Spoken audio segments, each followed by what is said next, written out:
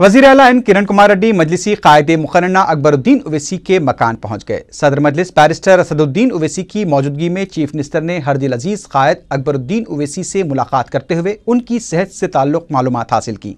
काफ़ी देर तक जारी इस मुलाकात में रियासत की ताज़ा सियासी सूरत हाल पर भी बातचीत की गई। वज़ीर लेबर डी नागेंदर भी इस मौके पर मौजूद थे।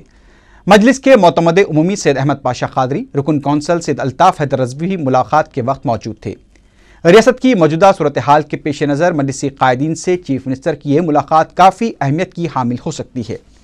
एक तरफ तो रियासती असम्बली के स्पीकर के इंतखाब का मसला है, तो दूसरी तरफ तेलुगु देशम की जानिब से तहरीक अदम एतमाद की दरख्वास्त का मसला भी ज़ेर गौर हो सकता है। रियासत के हुक्मरान किरण कुमार रेड्डी इन दिनों काफ़ी मसाइल से दो चार हैं। जगन मोहन रेड्डी ने रातों को नींद उड़ा दी है, तो कांग्रेसियों के अंदरूनी इख्तलाफात की वजह से दिन का चैन बर्खास्त कर दिया है।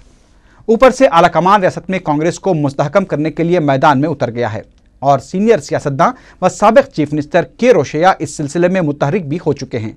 और तो और तेलंगाना मसला सबसे मसाइल पर भारी है। ऐसे संगीन मसाइल और तफक्कुरात में घिरे किरण कुमार रेड्डी की कायद मजलिस के मकान पहुंचकर मुलाकात से मुसलमानों के मरकज़ सियासी की ताकत और अहमियत का अंदाज़ा होता है। वाज़ेह है कि हरदिल अजीज कायद अकबरुद्दीन ओवैसी जो 30 अप्रैल को बारकस के इलाके में लैंड ग्रैबर्स की जानिब से किए गए जानलेवा हमले के बाद शदीद जख्मी हो गए थे, घर पर आराम कर रहे हैं। अवाम के चहीते इस मुलाकात के दौरान खुशगवार मूड में नजर आए। इसके बाद अकबर ओवैसी की क़यामगाह पर ही सदर मजलिस बैरिस्टर असदुद्दीन ओवैसी की सदारत में मजलिसी अरकान मुक़न्नना का इजलास भी मुनक्किद हुआ।